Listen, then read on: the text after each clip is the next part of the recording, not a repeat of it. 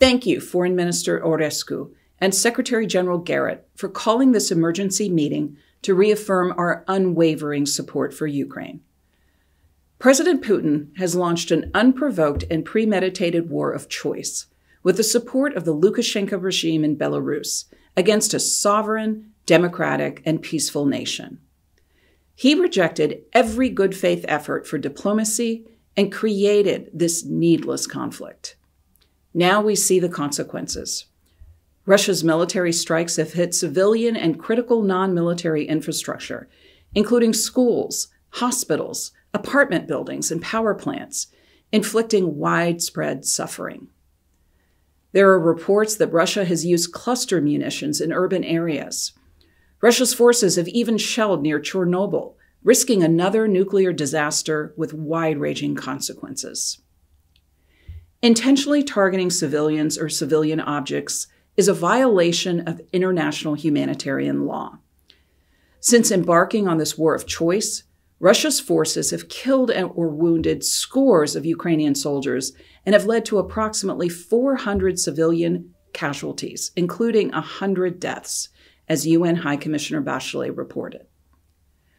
The Russian government and Russian personnel involved in this operation should know that the United States supports efforts to identify and document human rights abuses or violations of international humanitarian law.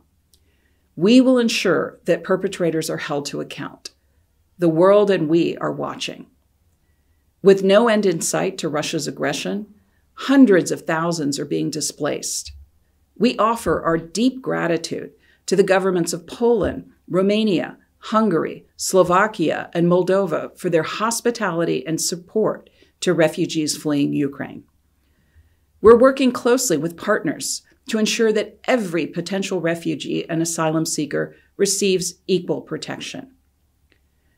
President Putin ordered this senseless war without provocation and without necessity. He chose to violate international law, including the UN Charter. It was a brutal decision by an authoritarian political system that lies to its own people and to the world, and a grave reminder that governments which trample human rights and democratic principles at home do not respect them abroad. In 2000, 106 governments committed to upholding the democratic principles of the Warsaw Declaration, including Ukraine and Russia. Their diverging paths present a stark contrast. Ukraine has made significant progress on democratic reform, bringing it closer to fulfilling its aspirations for Euro-Atlantic integration. Meanwhile, President Putin and his government have deepened and intensified their repression at home and aggression abroad. Ukraine is under attack because it dared to be a democracy. President Putin has confirmed that he aims to overthrow Ukraine's democratically elected leaders, presumably to install a puppet regime to do his bidding. The people of Ukraine have shown incredible courage to defend their land, their freedom, and their democracy. They continue to fight for a future that's theirs to create. So I ask all of us here, what does it mean to be a member of this community of democracies? How should we respond when a fellow democracy is under attack? And how do we want history to judge us? There is no gray area. International law is clear. Our democratic principles are clear. People must be able to choose their leaders and the future of their countries. We, the community of democracies, must stand with Ukraine, and we must condemn Russia's actions, impose costs, and hold them accountable. We call on every member here to unequivocally support Ukraine, including by the following.